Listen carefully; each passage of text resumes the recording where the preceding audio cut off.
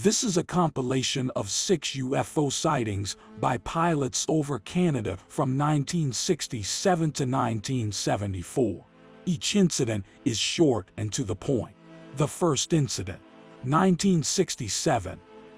UFOs stalking commercial airliners.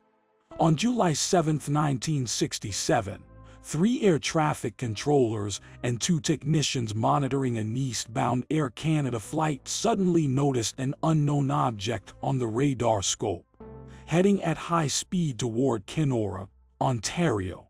Later that same evening, the same or a similar object was detected on the Kenora Airport's radar scope, heading northeast.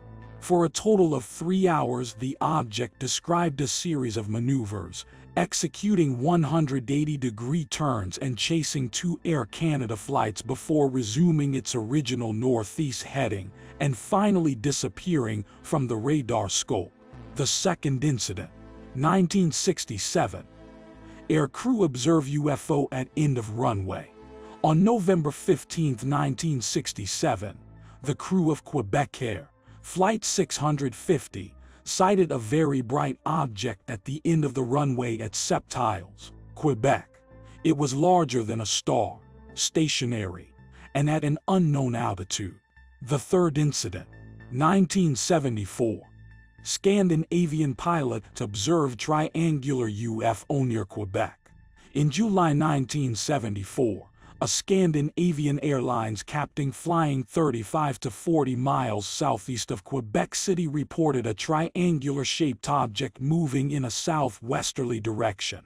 During the sighting, Bagotville Airport experienced radio frequency interference. The fourth incident, 1974. A Canadian Armed Forces pilot has run-in with UFO over Newfoundland.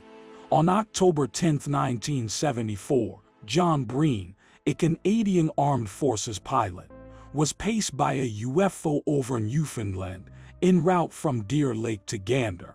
A passenger flying with him first noticed a strange light following their plane when they were about 50 miles from Gander.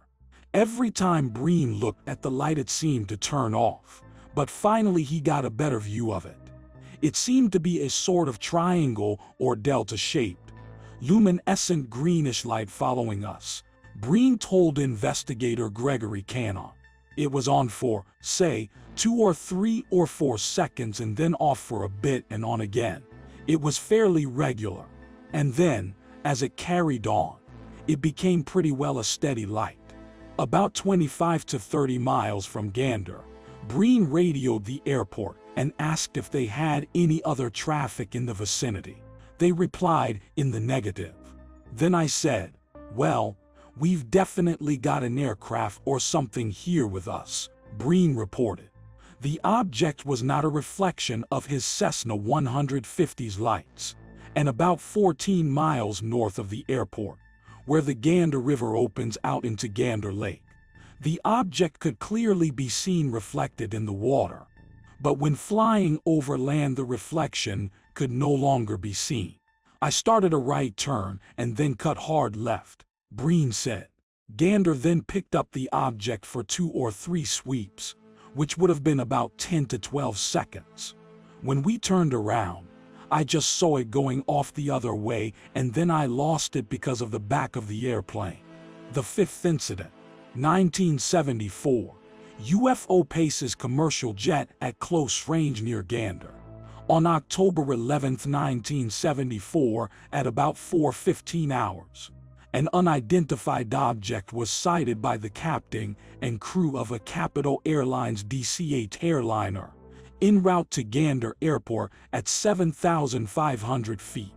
The object drew alongside the plane, flashing red and white lights, maintaining a parallel course until finally disappearing in cloud cover about 5 miles from Gander. The airliner was flying at approximately 290 miles per hour at the time, and the object maintained the same speed but occasionally accelerated a little ahead of the jet, then resumed its position alongside. Both the captain and first officer stated that the object was not an aircraft, and air traffic control Gander confirmed that no other aircraft were in the vicinity. The following week, the pilot of a small private plane nearly collided with a gigantic, apparently metallic object which shot across a runway at St. Anthony, Newfoundland.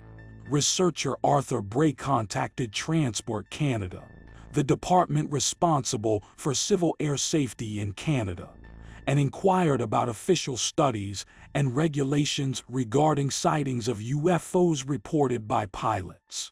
No studies on UFOs have been carried out by Transport Canada, a senior official informed him, nor does Transport Canada have any regulations regarding UFOs.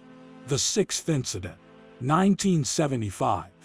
Radar and visual sighting at Falconbridge of large sphere-shaped UFO.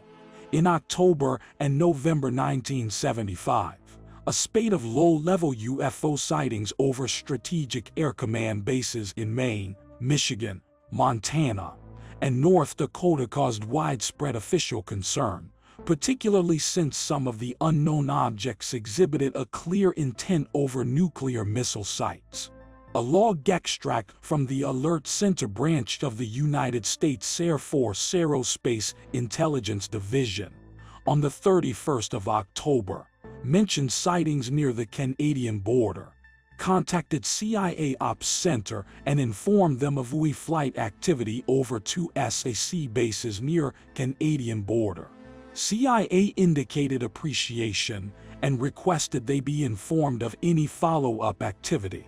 On November 11, 1975, at about 4:05 a.m., a UFO was reported visually and tracked on radar at the Canadian Forces radar site at Falconbridge, Ontario.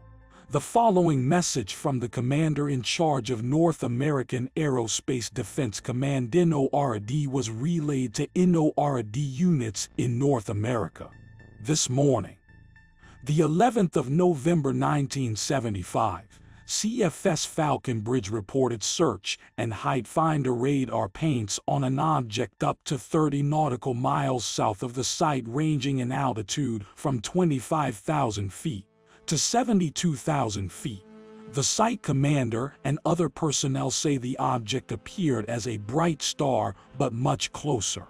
With binoculars, the object appeared as a 100-foot diameter sphere and appeared to have craters around the outside.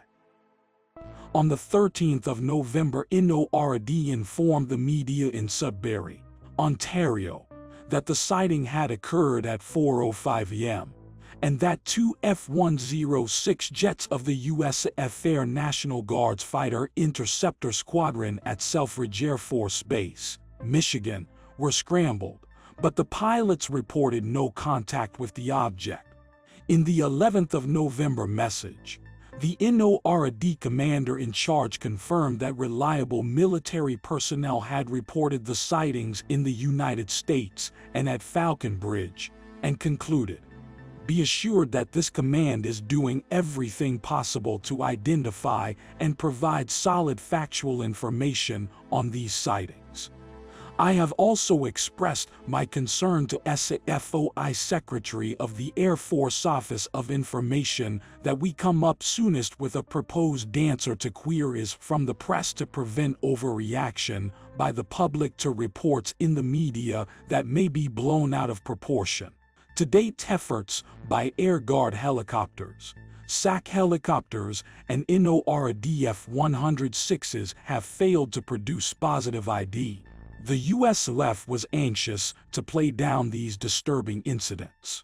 An Air Force document of the same date advised that unless there is evidence which links sightings, queries can best be handled individually at the source and as questions arise.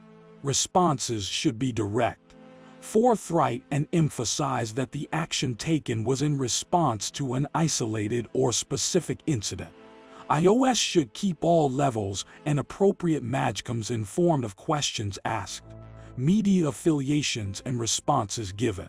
My take: these are all pretty good sightings.